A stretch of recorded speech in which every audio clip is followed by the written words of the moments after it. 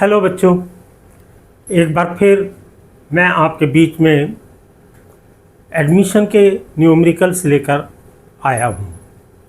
मेरा जो last lecture था उसमें मैंने आपको ये इंस्ट्रक्शंस दी थी, ये बात समझाने की कोशिश की थी कि how to prepare the revaluation account and how to prepare the partners capital account, which is very important while you will solve the full-fledged questions of admission.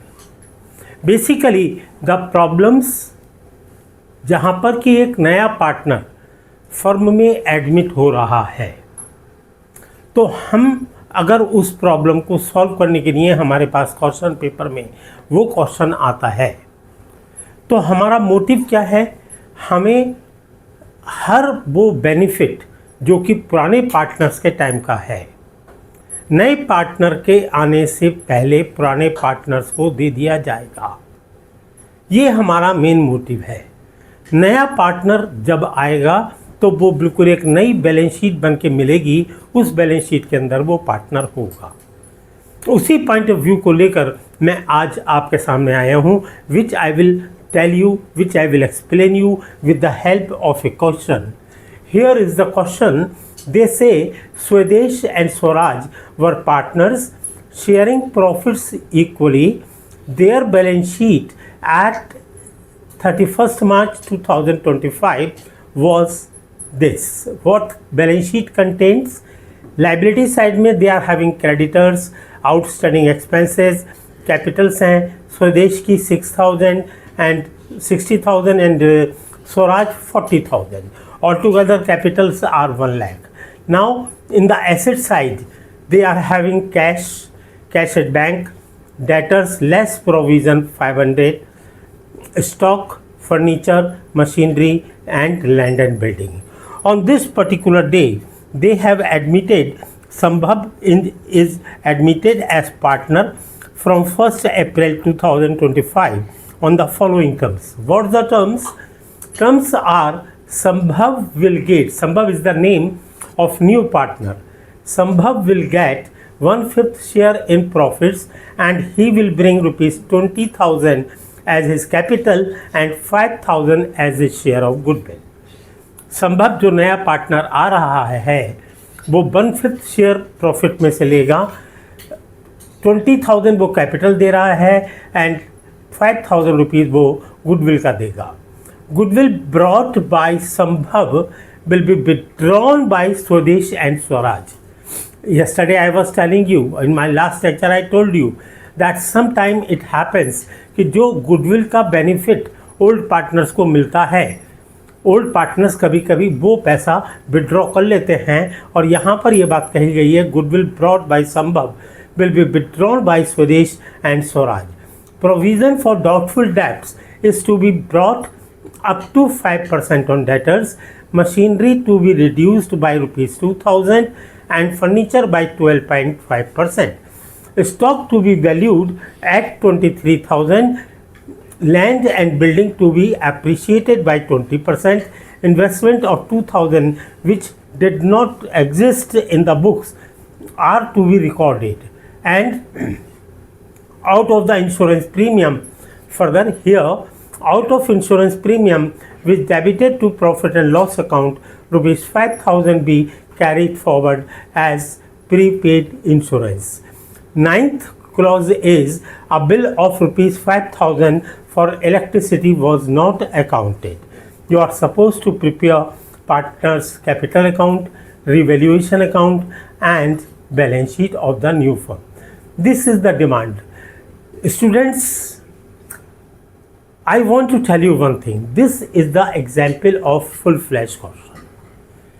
In full-fledged question, they have given us the balance sheet of the old firm with lots of instructions regarding the various assets, the revaluation of various assets and liability. In the balance sheet of the old firm, old ratio is given, that is equally. संभव का ratio दिया हुआ है 1/5, but कहीं पर भी इस question में न्यू रेशो और सैक्रिफाइसिंग रेशो नहीं दिया हुआ है। एक बात तो मैं आपको यहाँ पर ये बताना चाहता हूँ कि अगर question is silent about the new ratio and sacrificing ratio, तब हमेशा हमें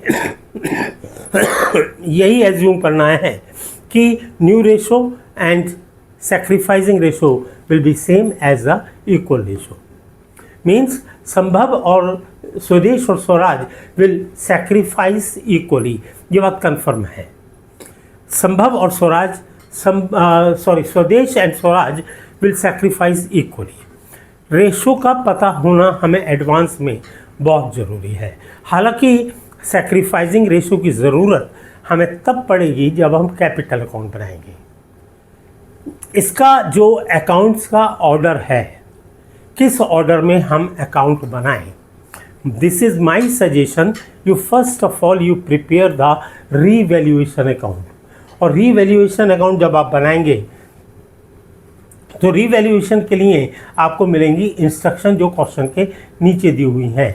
यहाँ से जो दे रखी थी आपको इंस्ट्रक्शन, यहाँ इन इंस्ट्रक्शन पर आकर आपको अपना वर्किंग शुरू करनी है। दे से संभव will get 1/5 share in profit and he will bring rupees 20,000 as his capital and 5,000 as his share of goodwill। संभव जो कैपिटल लाया 20,000 की या 5,000 की गुडविल लाया, it will go in the capital account of संभव, स्वदेश एंड स्वराज। इसका हमें रिवैल्यूएशन से कुछ नहीं करना धरना नहीं है। रिवैल्यूएशन में क्या आएगा, जो बैलेंस शीट हमें इस फर्म की दे रखी थी यहाँ पर, उस बैलेंस शीट के अंदर जो भी हमारे को इंस्ट्रक्शन दे रखे, जो भी एसेट्स और लाइबिलिटीज़ हैं, उनकी वैल्यूज़ अगर चेंज होती है जो कि यहाँ पर दे रखी है। Second is goodwill brought by Sambhav will be withdrawn by Swadesh and Swaraj, this is also a part of capital account. But third, provision for doubtful debts is to be brought up to 5% on debtors. Now you see, provision for doubtful debts was 500. Now they are saying that provision for doubtful debts is supposed to be 5% on debtors. Students, debtors की original figure हमेशा यही होती है।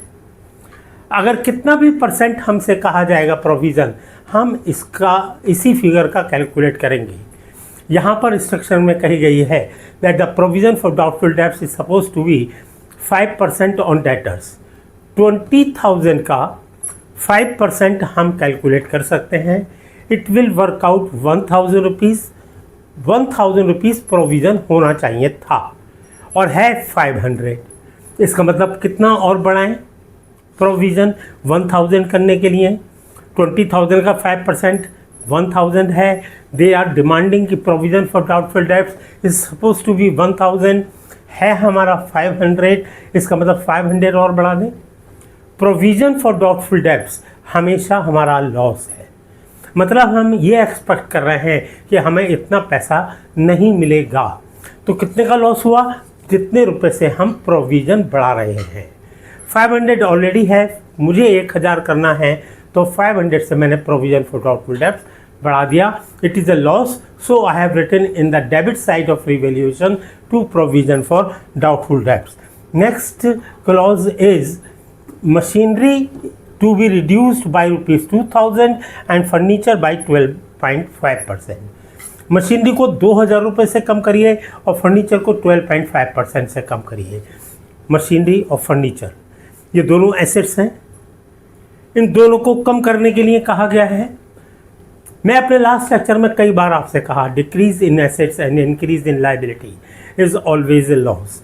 Machinery को वो कह रहे हैं 2,000 से कम कीजिए और फर्नीचर को 12.5% से कम कीजिए। ये दोनों ही डिक्रीज हो रही हैं and as per the rule decrease in the value of assets is always a loss. तो मैंने लिखा मशीनरी 2,000 से क्लियर कहा गया है, टू मशीनरी 2,000 एंड फर्नीचर को 12.5% से। फर्नीचर की वैल्यू है 18,000, इसका 12.5% when you will calculate you will find it will furniture की वैल्यू है 10,000 और फर्नीचर का 12.5%, when you will calculate it will work out 1250। तो ये दोनों हमारे लॉस हैं। अभी तक जो 3 पॉइंट मैंने लिखे हैं ये तीनों ही लॉस हैं। आगे देखते हैं और क्या इंस्ट्रक्शन है रिवैल्यूएशन के बारे में। मशीनरी की बात हो गई थी हमारी। फिर है stock to be valued at 23,000। Stock का नया वैल्यूएशन 23,000 हमसे कहा गया है और स्टॉक है कितना 20,000। इसको करना है 23,000। स्टॉक का नया वैल्यूएशन 23,000 है, बैलेंस शीट में दे रखा है 20,000। It is a increase in assets और डिक्रीज इन एसेट्स।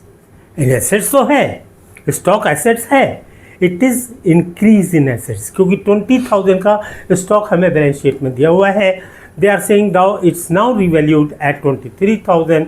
3,000 का it is increase in assets, so I have written in the credit side by stock. Any doubt?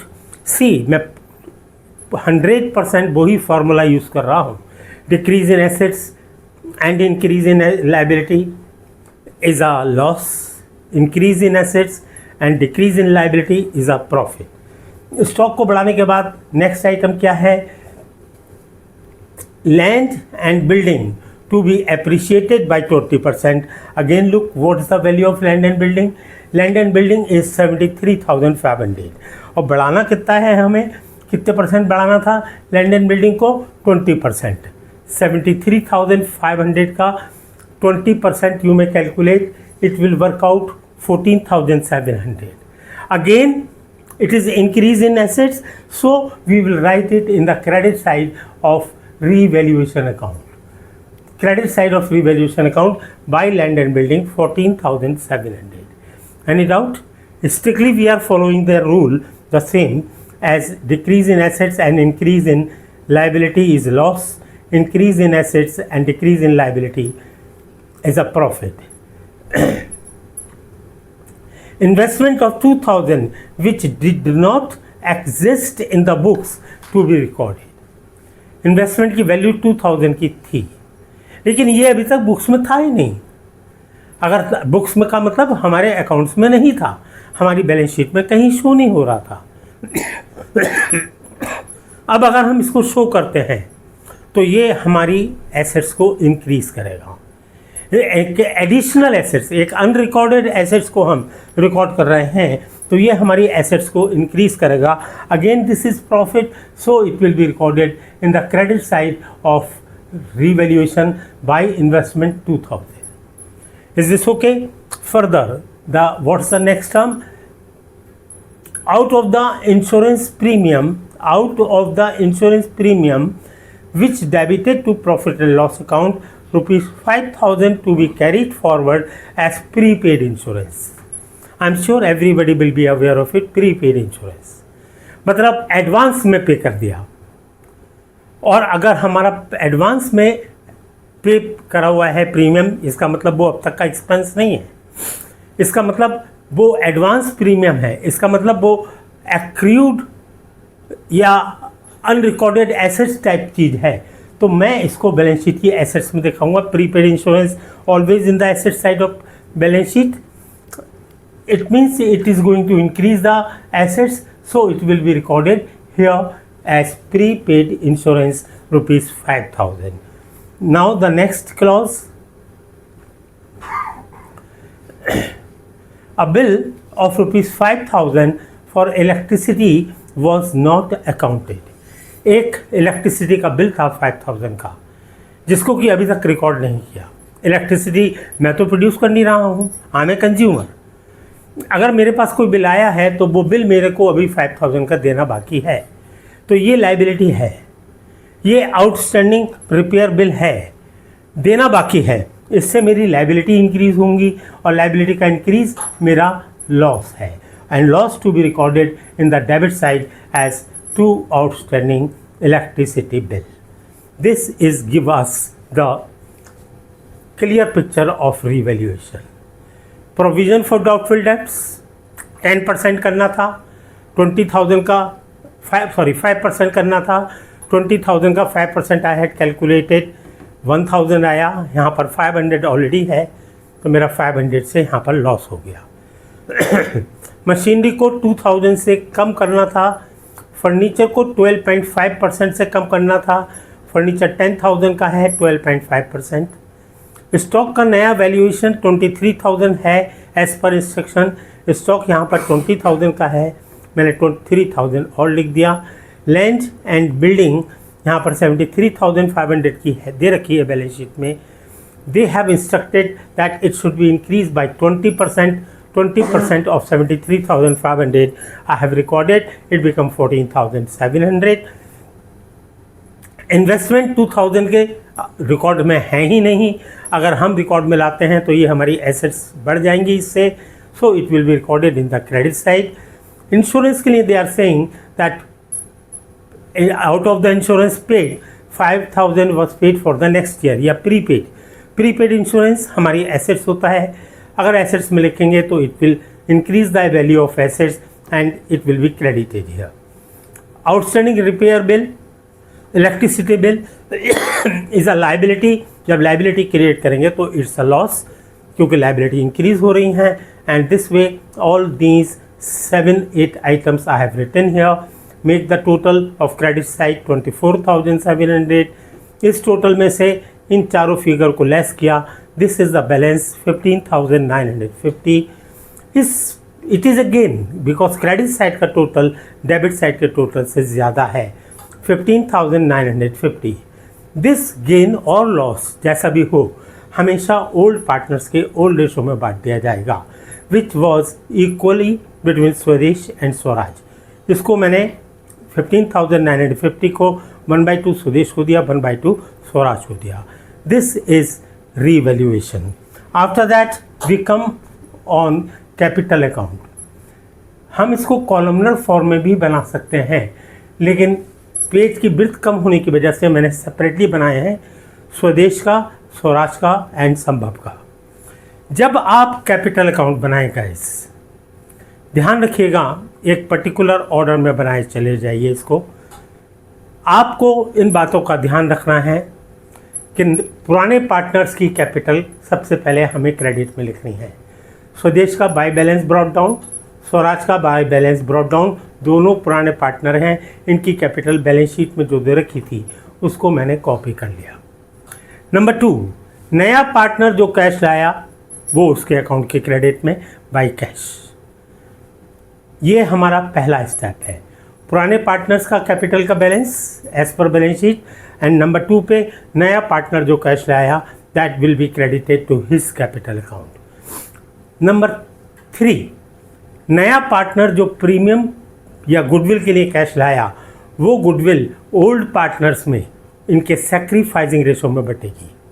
Question में clear कहा गया था that Swadesh bring 20,000 as capital and 5,000 for his share of goodwill. वो 5,000 rupees Swadesh is old partner and Swaraj is also old partner, और इनका sacrificing ratio is 1:1। इस 5,000 को मैंने 1:1 में बांटकर बाय प्रीमियम फॉर गुडविल स्वदेश के अकाउंट को क्रेडिट कर लिया and by premium for goodwill Swaraj के अकाउंट को क्रेडिट कर दिया। This is a third step. Fourth, revaluation का जो प्रॉफिट या लॉस आया था, आई रिमेंबर इट वॉज 15,950, जिसको कि हमने बांटा स्वदेश और स्वराज में 1/2 करके। That has recorded in the credit side. Profit है तो नेचुरली बुक क्रेडिट में आएगा। 7,975 टू स्वदेश and 7,975 to Swaraj. Now after doing all these 4 steps, what 4 steps I said? Number 1, capital का balance old partners का to be recorded in their capital account. Number 2, नया partner जो cash लाया उसके account की क्रेडिट में। Number 3, goodwill के लिए जो नया पार्टनर कैश लाया उसको सैक्रिफाइसिंग रेशो में बांटकर ओल्ड पार्टनर्स को credit under the heading by premium for goodwill. Number 4, revaluation का प्रॉफिट और लॉस। नंबर 5, बैलेंस शीट में अगर कोई आइटम ऐसा है जो कि हमने पार्टनर्स को बांटना है तो उसको ढूंढना पड़ेगा और उसके लिए आपको बैलेंस शीट देखनी पड़ेगी। Creditors, outstanding expense, capital, liability side में एटलीस्ट कुछ नहीं है। एसेट्स में cash, cash at bank, debtor, stock, furniture, machinery, land and building, assets में भी कुछ नहीं है। What are we looking for, हम कौन से आइटम को ढूंढ रहे हैं जिसको कि पार्टनरशिप में बांटना है, दैट इज रिजर्व लाइबिलिटीज़ में, profit and loss, workmen compensation fund and investment fluctuation fund. ये 4 आइटम अगर लाइबिलिटीज़ में होते हैं तो वो ओल्ड पार्टनर्स के क्रेडिट में ट्रांसफ़र किए जाएंगे इन देयर ओल्ड रेशो।